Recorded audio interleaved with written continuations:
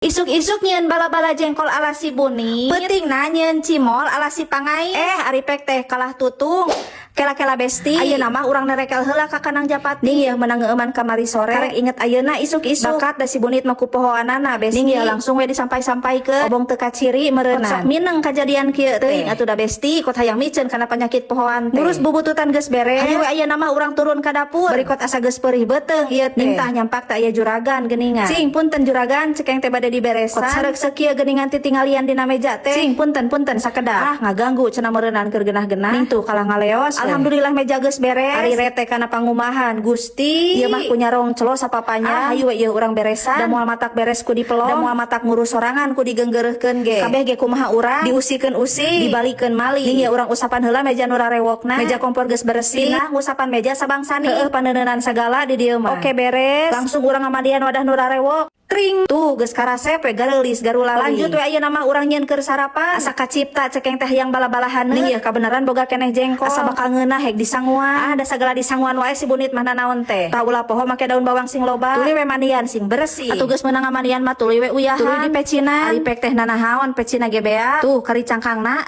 nitah COD ka tatangga kalah kot salah mawana di titah pecin kalah mawa roiko antap da moal dibayar ning tah tungtungna mah bae we lah ku ieu tuh geus meunang nariguan mah tuluy we digulah gale nepikeun ka kieu ieu lamun geus ngahiji kieu mah tuluy we asaan ngeunah ari pek teh tuluy we kecemplungkeun sina ngarojay ka dinya ngarojay dina katel hideung hideung ge tong salah ieu teh pembawa berkah hideung ge FYP cenah semakin dihujat semakin FYP semakin cuan semakin ku pertahankan pokona mah tah geus asak masawer we ku cabe rancung hejo alhamdulillah bala-bala jengkolna geus asa hayu we urang langsung huapkeun mengpeung panas keneh ulah poho disanguan singkat cerita alhamdulillah ieu aya orderan cairan ajaib tah ieu besti beli 2 picis menang harga diskon ditambah gratis mangkok cantik singkat cerita ieu kasorenakeun alhamdulillah nambah deui 2 paket orderan berkah barokahnya kanggo sadayana hayu we gaskeun langsung urang jajabkeun tah ieu ka lokasi pertama lanjut ieu ka lokasi kadua alhamdulillah singkat cerita ieu geus nepi di waktu peuting memeh peureum teh geuningan sok resel besti sok hayang barang capek heula ning tah si Pangais teh inisiatif we urang adamal cimol cenah tah si bungsu mah geus 5 watt deui sigana geus melenoy kitu ning tuh teu karasa geus tereh jadi we adonana teh tah geus dibuleud-buleud ayeuna mah tuh beres we tuluy we ayeuna mah urang arojaikeun sok arasup tuluy we tutupan bisi ngagara jeleng tah pas dibuka teh besti jol pacekel-cekel kabeh pot hararese rek dipisahkeun teh ning tuh kalakot ngagara runtuh lanjut we urang nyieun samarana ning tah geus lemut we atuh geus lemut mah hayu we urang gojojoskeun kusrang kasreng nepikeun ka seungit atuh geus seungit mah purudulkeun we lalakonna digulah galeh deui ulah poho dibumbuan ning tuh asak we tah samemeh dijahit tuluy we dipotoan heula dina katel ari sugan teh geus dipareuman seuneuna teh padahal encan